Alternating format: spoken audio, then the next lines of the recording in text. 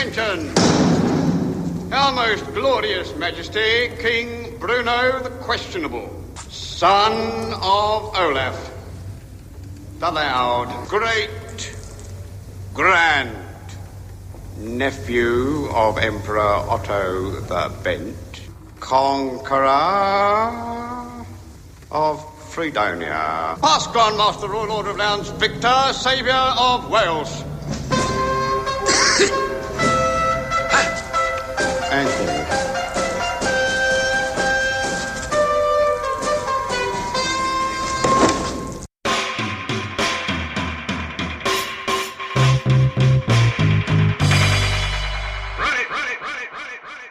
Hi, this is Steve, aka @AllAnthar on Twitter, and here are some more of my gaming vexes.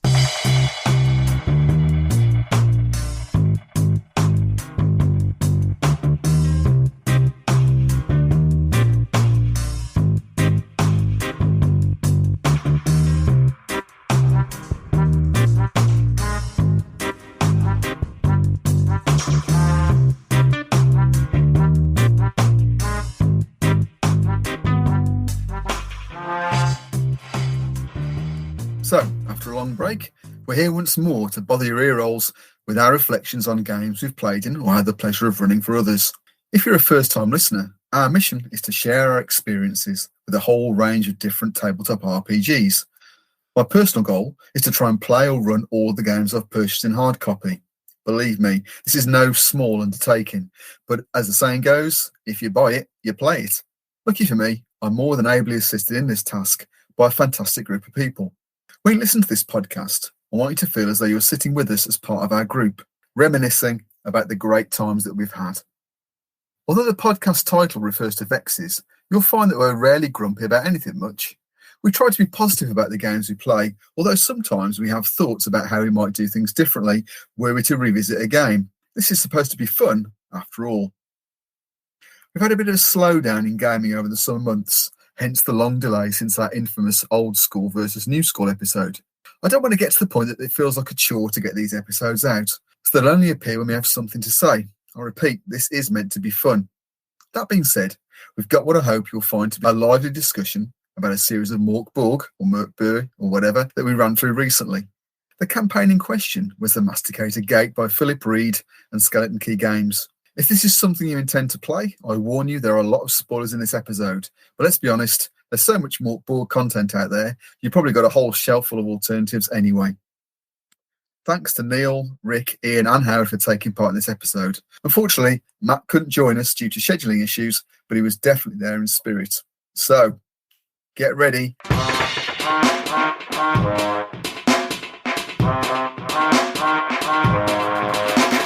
So we're going to have a bit of a chat about our game of Mork Borg, or Mork Borg, or however I'm going to just call it Mork Borg. That's it. Fair disclosure. Yeah. I've got a Birmingham accent. Pretty much anything I say sounds wrong anyway. So we'll go with that. So joining me this evening, I've got some of the players. Do you want to introduce yourself a little bit about yourself, Twitter handle, and can you remember the name of your character? I can, yeah. I was Maricane in Mork Borg. I'm Ian at Fenris Games on Twitter and pretty much everywhere else online, basically tweeting about stuff that we make for gaming and also about the games that I'm playing or wanting to play. Free advertising space on this podcast. Exactly. Don't worry about that at all. Yeah, feel free. Yes, I'm Howard. I thought I was Maricane, but I think what happened was I was Vic that became Maricane. Exactly. I think we swapped heads part way through. So Maricane's mine, hands off. I was really Spug. Spug was my kind of my main character through the thing until he sadly perished, and we'll maybe touch on how that happened later on in the podcast. Absolutely, we'll talk about the lethality of the game as we go on. Neil, Thermal Satsuma on Twitter, and I played Grolsch, the heretical priest. It was also the guardian of Dog, or rather, Dog was Dog. The best character in the game. He was definitely the MVP. Yeah. Hi, I'm Rick at Lynn Tillers on Twitter, and I played Drackle, who was a fanged deserter, who towards the end was a bit unfanged, as I recall, due to a fumble roll, but that's another story.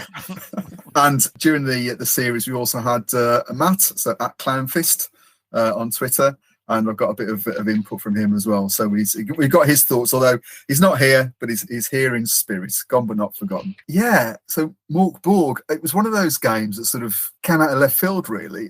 I mean, I suppose it's one of those that people have opinions on, I think, probably because it's got a very strong visual style. Well, certainly the colour yellow is strong in its in the way it's presented. I mean, did we come into this having any sort of preconceptions or thoughts about what it was going to be like to play in this game? Yeah, so as I saw, there was an article in The Guardian back in 2020 and saying that, this was the saviour of lockdown. But the way it was written, it made it sound like all the characters were going to be playing heavy metal music all the time, and that was the focus of the game. So I thought that's a bit strange, and thought no more about it until we actually came to play. So that was my preconception, that it was all about death metal. I was kind of the same. I don't know if I'd seen the same article, but I'd seen something saying it was a Swedish death metal RPG. So I was expecting something that was kind of going to be trying a bit too hard, and somewhere between Adolescent and Puerile, and a cross between Cradle of Filth and Napalm Death or something. And of course, it wasn't any of that. But yeah, back the Kickstarter and just never got around to doing anything with it because it was part of the lockdown pile of doom. Yeah, I mean, Napalm Death, one thing. I mean, Cradle of Filth, not so much. But, I mean, I bought it because, like a lot of people, it's just one of those things you just bought in lockdown, and it was pretty and shiny. And I was taken in by the cover art, really. But I thought it was going to be a bit of a one-trick pony. And probably a little bit superficial. That may or may not be the case. We'll find out towards the end. But certainly, the music part's quite an important thing, because obviously the creator of the game has got a playlist on Spotify, which is always updated, which is all black metal, death metal, that sort of stuff. And we'll probably touch on some of the third-party material that's out there. But I've actually got an album, a record, which is a campaign set, which essentially is all the music for Mork Borg thing. So I think there's a lot of interplay between different types of media in it. But yeah, interesting. Yeah, so I think I read the same article that Neil did. Guardian readers. Yeah.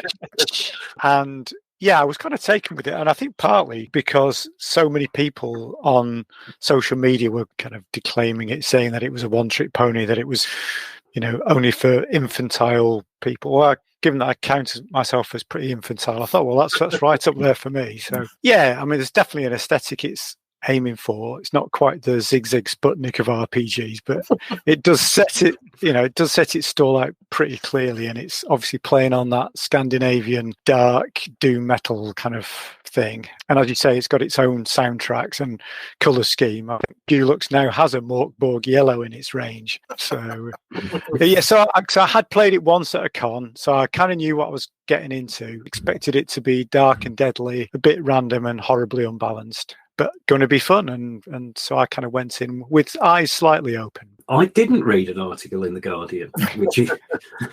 So I know. But it was, and I didn't actually play it like Howard at a con. So I was a little unsure. I mean, I had the book also, but it was also that thing. It was trying to dig through under the flash on the surface and think about, okay, so there's this stuff, it's kind of scattered around. It looks great. Is there anything actually underneath it that's going to work? Or is it just really just just something that looks nice? Is it good artifact in itself? And I mean, the rule book, oh my God, is a wonderful artifact. It's a great thing to have on the shelf, but is there a game underneath it? So I was kind of playing it to find out, really. Almost like playtesting it. Did it look the hype that we'd all heard? Yeah. Well, I've never played it. I've only ever run it, but I certainly hadn't got any experience. So it's just one of those things where I'd purchased it, and it's a lovely book. It's quite pricey, I think it's fair to say, but it's lovely. Well, I know that the makers have actually put out a bare bones edition, which is free to download, which is just the text. And actually, I just use that now because it's great. It's got a very strong aesthetic, but it does make it quite hard to read sometimes. It's not a different book, is it? Yeah. With glasses. Yeah. Yeah, it feels like you need a sort of 3D set of glasses to but great artwork. What Matt talks about is he liked the idea of a grim doom metal fantasy setting. It's a WFRP, War Fantasy Roleplay, turned to 11, yes please. So so I think we went into it with expectations, really. The system itself, we played over Foundry, as sort of almost all game, well, my game is anyway nowadays. The Foundry system is great. It does an awful lot of the work for you, but it's got just enough in there to make it relatively easy to play. So in terms of the system, what are our thoughts about that? I thought the rolling for attack and damage at the same time and the defense and armor at the same time worked really well, because that seemed a bit strange. But once we got into that, it made the combat so quick, which I think it probably needed to be, because when you're starting out, most of the time you're not doing any damage because you're rolling like a D2 or a D4 for damage, and the enemy's got a D4 armor. So there's a good chance you'll hit but not do any damage. Yeah, so all the roles are player facing in that. So, there's a very little role that the GM has to do, which suits me down to the ground. It is a simple system, so it's only got a few characteristics. Yeah, it's got strength, agility, presence, and toughness. And there are no skills, so it's very old school in that approach to things. So from my perspective, a lot of the interaction just all seems to default to presence. Really, if you're sort of talking to NPCs and that, so because I felt we were rolling that a lot of the time. Yeah, it was nicely stripped down in a lot of places, but I think it was almost too stripped down, like you say, in some places where you wanted it to feel a bit more, maybe even a bit more swingy, a bit more crunchy. It certainly worked, and it felt nice and messy and chaotic in combat. But you also felt that, part of the aesthetic, I guess, is that you're not heroes by any stretch like you're used to in something like 5e or even in OSE. It's not that kind of aesthetic at all.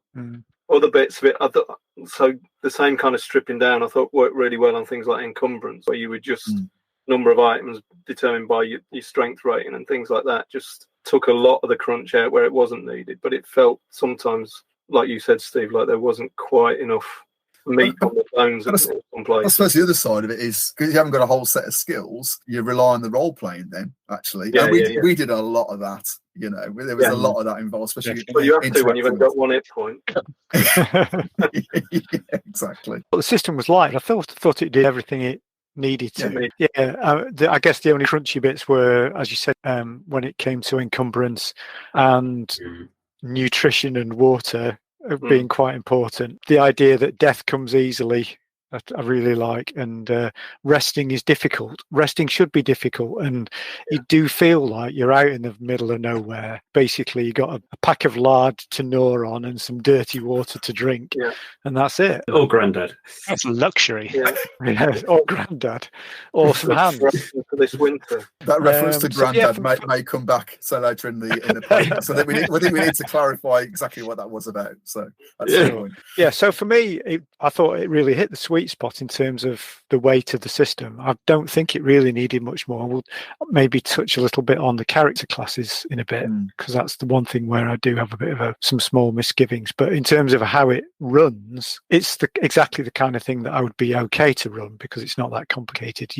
We didn't feel like we were looking up in the book or anything a lot of the time to find out how things worked, and it gave you enough leeway, I think, Steve, to be able to make a call on the fly, and we all ran with it. So the system itself, as you say, it's a D20 system, and you add a stat to it, whether it be strength, agility, toughness, whatever, and you're trying to get over it, essentially to reach a difficulty rating, a number of, so it's usually 12, I think. Everything like this gets compared to old school essentials, doesn't it? Because that's the sort of like the sort of the touchstone really as far as this stuff goes now. For me, I actually preferred this system. I've just found it. I have run old school essentials in the past, not a long series of campaigns, so I haven't really got to the grips with the rules. But I just found this a lot easier, really. But that might be probably a personal thing, really. I'm sure I'll probably get beaten up for that at some point. My character Drackle had quite a low presence, which did hamstring him for quite a lot of the interactions, because presence seems to be the thinky stuff bucket, pretty much, and it's for everything. And that sort of, because he had a very low presence, there was all kinds of things he was actually very, very bad at. Which isn't a bad thing, but I think that could be a weakness in the system, in that kind of that statistic has to cover so much. So it's you can be disadvantaged a bit if you have got a low stat in that. The rest of it, I think it worked really well. And also, of course, Foundry made the whole thing so much easier as well. Yeah, the one-click generating a character from scratch is really good. High. Scummifiers, little button on the Foundry system. Just do that, and it would read. So although your characters died an awful lot, it was one click to replace them, wasn't it? So it's pretty good. So did you want to talk about the character classes then, there, Howard? Because you've got a bit of an issue or sort of point to make about those. So the character classes are brilliant. Don't get me wrong; they are very evocative. The artwork is superb. You get a real sense of what those character classes can do. I guess the issue I have is just that they felt a bit narrow and a bit too specific. So once you've played a Fang Deserter, it's kind of, okay, do you really want 2 Fang Deserters in the party? Yeah. I guess what I would have preferred is something that's a bit kind of fighty, but you roll on a table and there's, half a dozen options of one of which is the Fang Deserter. And each one of those has its own special little things. Now, obviously, that makes the book bigger, but it just makes long-term play a little bit more variable and a little bit more interesting. Because otherwise, you just end up using the same, because the artwork is there and because it so perfectly picks out what you imagine that character class to look like. It's difficult to imagine a Fang Deserter looking any different. Yeah. So once you've played all the classes, and believe me, I did play all the classes because I kept dying. It's like, I've done that now. Now what happens? Do I go back to the start? It's almost like they started with the artwork and worked backwards. The real missing thing, I think, is like you're saying, Howard, is just more variety in classes. Like a supplement just of character playbooks. I mean, I know on the internet you can get about 2,000 or 3,000 extra ones. Yeah, at least. It just felt like they missed a trick, and maybe there should have been another book that just had new character classes in it. Yeah. That's really my only problem with it. The character classes in the rules are optional, so you can just create a player character, what they call a classless. It's a classless character or classless warrior or something. So you can do that, but you don't get all the feats or the slight differences that you get with the actual character classes. Interestingly, with Cyborg, which obviously is an evolution of this, there's much more choice of PCs in the main book. Okay. So how many different types are there in that then? Oh, off the top of my head, I don't know. But I was just, I was aware that reading that after we played Mork Borg, that there was just more choice in there and more differing archetypes than in the main Mork Borg book. So I'm just looking through the bare bones rules actually, because it's easier on the eye than the actual book itself. I really liked the powers. I like the unclean scrolls and those sort of things. That was one of my favourite bits. Yeah, because I think that's one of those sort of a miscast on that was what happened, which caused 2 of the characters to swap bodies. So I think, it's pretty unforgiving as much as any time you make a roll, there's an opportunity for things to go really badly wrong. So like in combat, if you're rolling a 1, you are, you're losing your weapon, which happened on multiple occasions. People just, all they've got was a bit of bone that we're using to beat someone to death with. Then I'd roll a 1 and that would get lost or broken or whatever it might be. So I think there was always opportunity for things to go terribly wrong for your characters. You needed omens. You needed things essentially like hero points to try and offset some of the horrible things that could happen. The good thing about omens though was it wasn't a guaranteed success. So it wasn't, it was here's a chance to avoid certain doom, but it's still only a chance. You're still flipping a coin or rolling a die. So that was nice to have. And yes, we did need them, and we never had enough of them. And it's definitely a game that you need a large party for. I think me and Howard found out that the hard way. We did. We were all learning, weren't we? So I think it was the first time we didn't have. So I think we had a party of 5 all the way through, pretty much. Plus Small Dog, who was a force of nature in and of himself. Yeah. But so I think you went into Blood Borg, Buria, whatever. Just 2 of you, and I think it all went horribly. I think everybody died. I think at that point. Oh yeah, everybody died. Yeah, and I think it was only Neil's character survived by not being there. I that was a wise move. I think I didn't get through the portal or something like that. That's right. Yeah, survived and ran away with the treasure. Although I think actually, from Matt was saying his character survives through the whole scenario. So Matt's character was Matt's character? Vlund. So he was Vlund. Vlund was the guy. So Vlund was an occult herb master, and his ability was that every morning he could basically brew up a couple of concoctions, and it would either be utterly useless or entirely saving the whole party. I think with this game, we talked about balance earlier. I don't think there is any balance in the game. It's just, you know, you go, there's a chute of horribleness. You just stand at the top of the chute, and then you just go down, and you just have to make your peace with everything you encounter on the way down. Sometimes your character will survive. Oftentimes they won't. I think as long as you go into it expecting that, there's a real sense of humour built into the game. I think you can't go into it seriously at all. It's just hilarious. My character nearly died, but was saved through illiteracy. Do you remember that? Yeah. He actually was actually tried to read a scroll. There was a fumble. He missed it. It would have actually done him damage, but it's only when we realised actually he's illiterate, so that's fine. He's not actually dead. Yeah, grasping at straws, very definitely. Yeah. So that was the sort of that sense about the rules themselves. But the rules themselves, are, as with all these games, they're fine, they stand alone. I think Mork has got a really strong, we talked about the aesthetic, but the background itself I think is really good. I like the sort of, you know, this whole thing about this horrible dying world in which everything is essentially it's all going to end, and so as you encounter these miseries that sort of come at periodic instances. But the scenario, or the campaign that we played, was something called the Masticator Gate, which was again one of these things that I kickstarted way back when. It's by Skeleton Key Games. Someone called Philip Reed published it. What do you think? What were your experience of it? It's fantastically atmospheric. I'm particularly with the illustrations of these horrific environments that you go into. The castle made of blood, and the fiery hand, and then a horrible village. And it just seemed to escalate as we went along, that it sort of started off as quite horrible and then got much, much worse. I mean, I was unconvinced as to how effective a series would be, because again, thinking about, you know, we'll go into it thinking, well, actually, has it got enough to hold the attention over a series? I think we played it probably about 10 sessions. It's quite a lot, really. I mean, the structure of the series itself was that you guys had turned up in this area in the hinterland, really in the middle of nowhere, and there's no real explanation. You're just there, and you have an encounter at a place called Bleak Mill with this horrible, what do they call it? Something cherub. I'm trying to think what it's called now.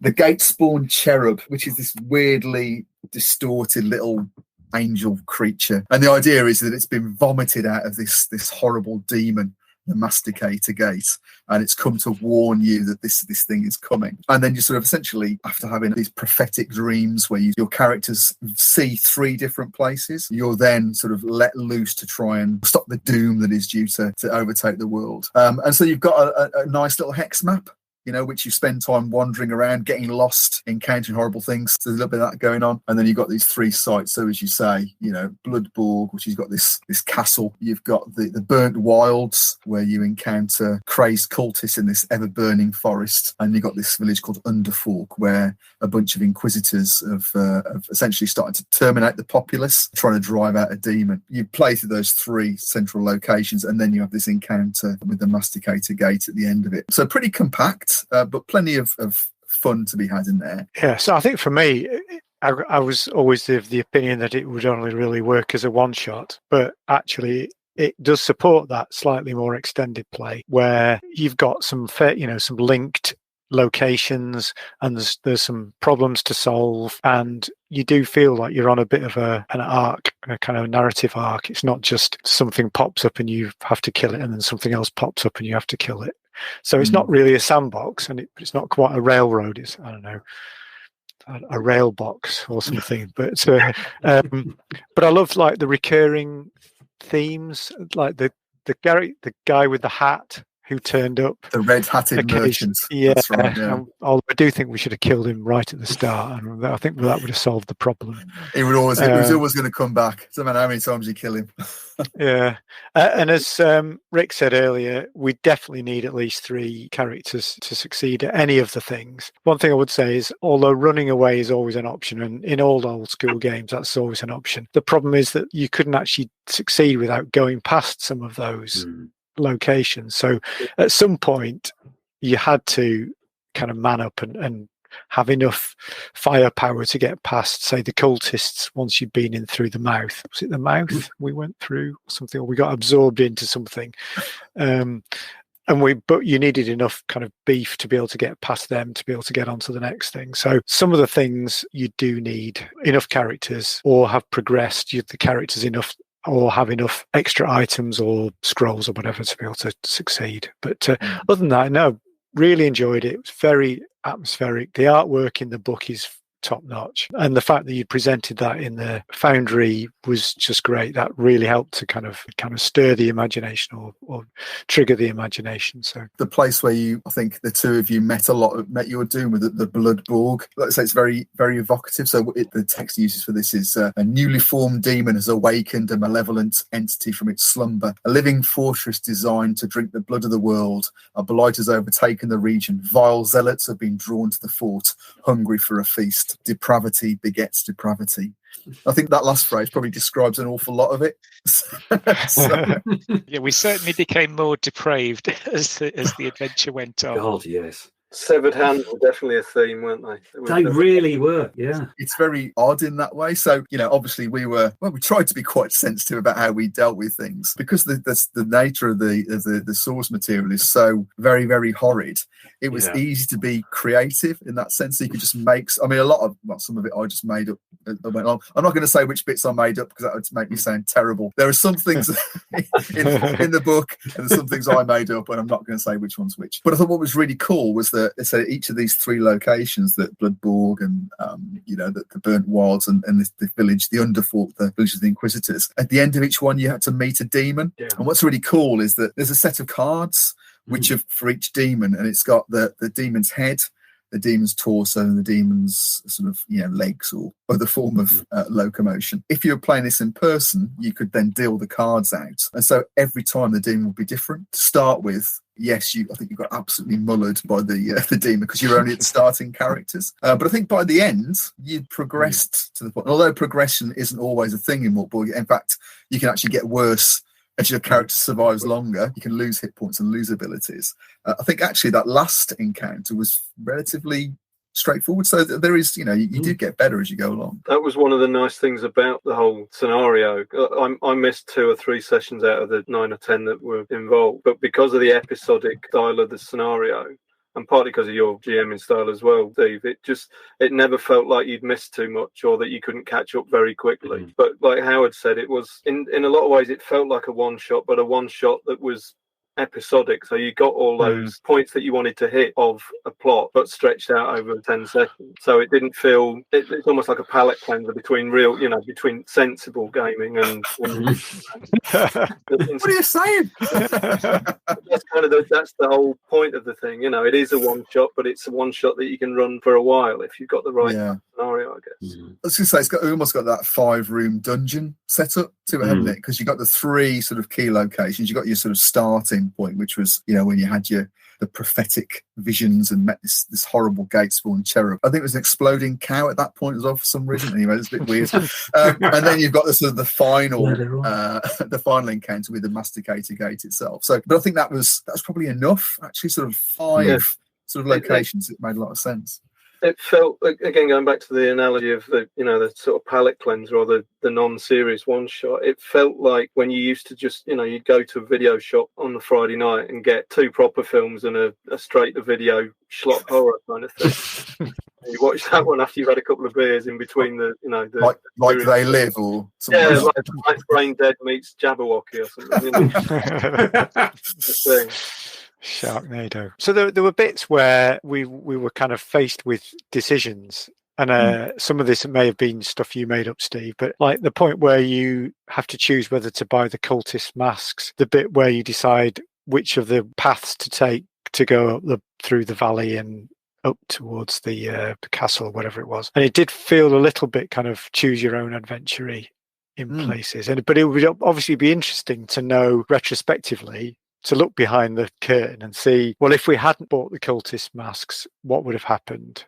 If we had killed the red-hatted merchant, what would have happened? So there was enough in there that we didn't feel like we were being railroaded all the way through it, that some of the decisions we were making were meaningful in the sense that we were just going to die a different way, but it was still a meaningful decision nonetheless. So, it wasn't just these are all different ways of getting to the same place. Yeah. So I don't know if that makes sense. No, it does. I mean, I think, there's a sense of railroad, because so you got the starting encounter, so Bleak Mill, then you've got those 3 main sections which you can do in any order, then you've got your final encounter. It was within each of those 3 locations, I think we felt that we potentially had some decisions that made a little bit of difference, but maybe that was just naive. But the stronger your characters were, the better they were by that final encounter. So the final encounter, again, I'll put the introduction, there's loads of spoilers in here. Basically, you get chewed up by the Masticator gate, and bits get lopped off, like you might lose your eyes, ears, legs, as you're being sort of chewed up by this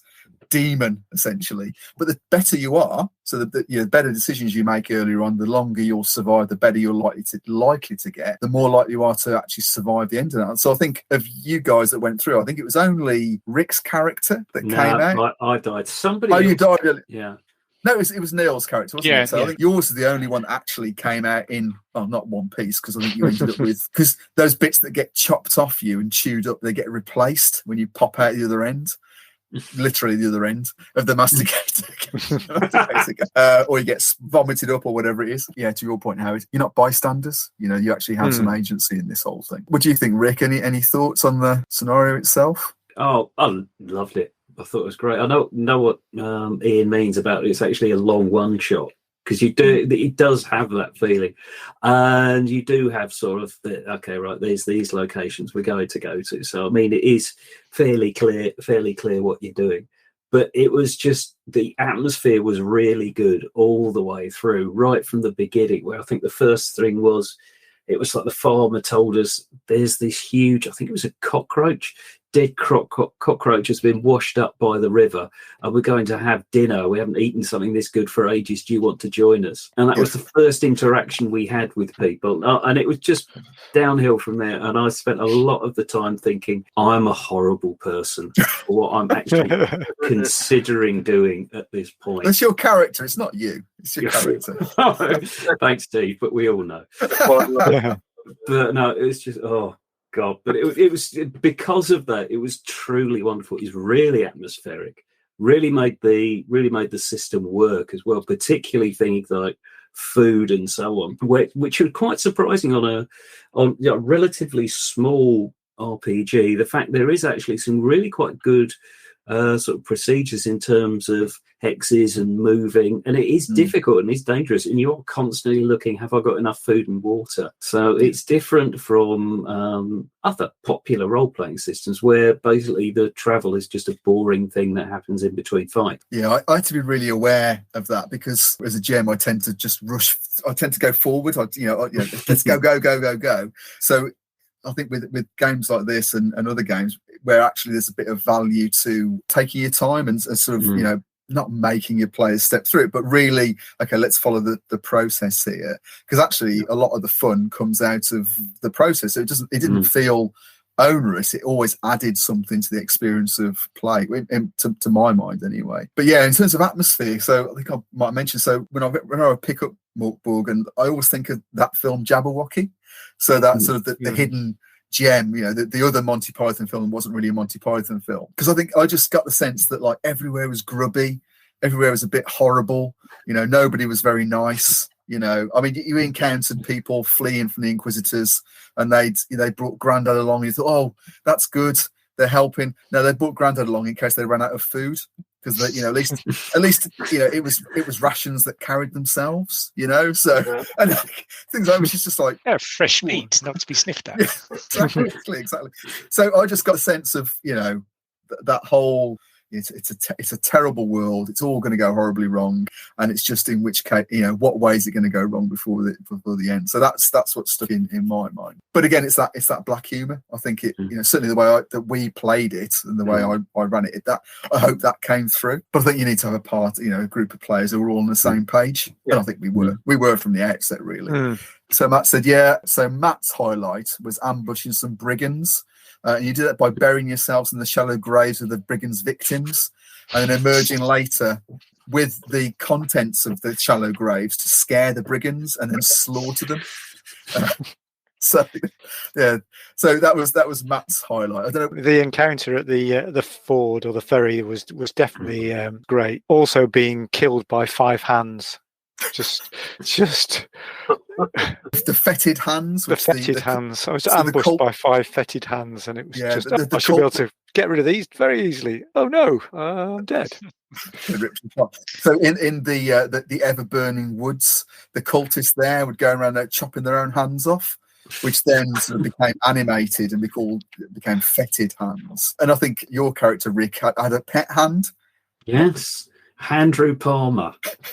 It was a magic item where if you put one glove over your hand, you could actually control another hand that had already been chopped off. So a bit like It in the Addams Family. So it was sort of crawl along, and you could basically. So it was great because my character was like perched on his shoulder, just riding along, and he was like him and Dog were like 2 extra characters that tell. I mean, he wasn't as good as Dog. I mean, no one's as good as Dog. Dog was great. Dog was amazing. I think that's that item you got. I think you got that again with this red-hatted merchant. Didn't you have to pull one of your teeth out? Probably. That was usually what happened. Yeah, something horrible. Like, an eyeball or pull a tooth out, or a finger. That was another one. I was collecting little fingers. Oh, didn't we collect them for some other people we'd recently killed in order to actually? It's that kind of game. Yeah. Ian, any thoughts about a standout moment for you? It was probably because Marrakane, my starting character, this kind of hermit who I envisioned as a kind of decrepit, older age version of Widnail, with his kind of spitty little fags and all his scrolls of spells scrunched up in his pockets amongst the receipts from the shop. Yeah, so he would. His only way of casting spells was from scrolls, and 2 or 3 times they were really useful. We kind of dispelled a huge monster at one point off one of them. But then trying to repeat that, he basically brain swapped with Howard's character. So I played Howard's second character, wasn't it, Vic? For the campaign, and you were stuck with Marrakane. So for me, that was going from a 1 hit point useless hermit to a halfway decent fighter was quite a good one. But Howard relished the opportunity to roleplay, didn't you, Howard? I did. I nearly died so many times. On the verge of doom. Brilliant. I think there was so many thoroughly horrible things that happened during the series that were hilarious fun. But, I think one thing that stuck with me was the description of something smelling like a yeasty bed sore. It's just so horrible, and you can't get that out of your head once you've thought about it. Which creature was that? It was the Ian Duncan Smith monster, wasn't it? Yes. The penumbral scum. Okay, so that was a particular creature that did look a bit like Ian Duncan Smith. If Ian Duncan Smith's listening, we apologise, but he did. No, we don't. We really don't. Or you look like a penumbral scum. Let's just say that. Well, I mean, either or. The description is, they smell like a yeasty bed sore. That did come from the book. And I did and in fact, I think that really sort of set the tone for some other stuff that came down the line. But their ability was they just insulted you. If those insults hit home, then you became a little bit sad and you were less effective for the rest of the combat, which is quite good. Briefly, just on one of the questions you said before, was, would we play it again? And absolutely yes. But what I've found interesting, kind of sideways from this, I don't know if you guys have spotted them, but they've done spin-offs from Mork, Borg, and recently just finished on Kickstarter from Cyborg. A thing called Forbidden Psalms, which is like a skirmish miniatures version of either Mork, Borg or of Cyborg. But it's narrative-driven skirmish with miniatures, kind of the best of Mork, but it's stripped down even more almost, So you can still do that kind of weird campaign stuff, but with the grossest miniatures you got in your collection. Is it like Nasty Frostgrave? Is that what it is? Yeah, basically, it's that kind of thing. So you can have a scenario and you get your band of 5 or 6 horrible miniatures and fight against each other. It's a nice little system. There's a huge amount of potential, I think. Really. Yeah. No, it's definitely something I'd play again because it ticks all the right boxes. So I've got the Putrescence Regnant, which is the music based scenario, and it's really cool because makes great radio, but the gatefold sleeve is your GM screen, so it's got it all in there, so which is really, really good. In fact, I used some of the music when we were playing this game because it's so good. And recently there's one called Sump, which is basically, I think it's the Undead Swamp, or it's another, again, node-based series type thing, but I think there's a lot of potential to it. I've run it as a one shot, so I ran one of the scenarios out of Heretic, which is one of the sort of the official supplements for it. Great fun at a one shot, and again, you go from 0 to 100 miles an hour like you do in any con one shot, but people really get into it. It's light enough that you can do stuff on the fly, but I think it's got enough depth that you can spin it out over multiple sessions. So are you guys sort of prompted to either run it yourself? Yeah, I definitely play it or run it, and I'd play it as a one shot. I'd play it like we did as a mini campaign. I think there's one area that I still might want to investigate, and that's where you don't just play an extended one shot, which is what this was, but something where you kind of investigate the lore of the place. It's a bit more black than yellow. So if you look at the book, it's black and yellow. If you play it a bit more like the dark places of the world, and every time you have a location, it doesn't try and outgunzo the previous one. You play it a bit more straight. If played using the kind of generic character generation bit, I think there might be some mileage there. I might be wrong, but I'd be quite interested to see how that might work. It's one of the reasons I want to run Cyborg, because it does do that. It's a bigger book than Mork Borg. More content, more kind of background, more character classes, and potentially more oomph for doing a bit more campaign run rather than. It's got that same idea of the world's coming to an end, and there's events in the news broadcasts every day of the world basically disintegrating around you. Got a real life then. Yeah, but with built-in razor blades in your hands. So. Yeah, so I think what you think about how it sounds like more like almost like a Dark Souls type aesthetic to it. That sort of very much so. Yeah. But investigating some of the things that are kind of mentioned in the book about the different locations and how you might do a bit of a city crawl in there, or kind of maybe a wilderness thing as well. I don't know. I'd be interested to see whether that's a direction they choose to go in, or whether it's just something that I'd maybe want to kind of do a homebrew thing for. But, interesting. Because the system itself, you could use. Obviously, the system's straightforward. Yeah, absolutely. It's just the character classes which seem to limit it a little bit. I think beyond that, it's so light and so easy to port. I think it would work pretty well. And the Foundry version of it is superb. It really is. Oh God, yeah. It's free, so like it's not a paid for version. So it's just one that's they've put together, and they've made it so that all the everything in all the content is in there, and there are some good modules that you can import third-party content as well. So I think it's got everything you need from that perspective. Yeah, I'd definitely play it again. I mean, I quite fancy playing the pirate version, because I think that has potential for being equally horrible. Yeah, I think definitely play it again. You do need the right players, but I think if they're willing to run with it, it's a lot of fun. It really definitely recommended. Yeah. So I think on that note, I think we're done. Thanks very much, guys. Thanks very much for playing. Thank you. Thank you, as always, and thanks very much for your time on the podcast. We've gone to the Masticator gate by mistake. Oh my God.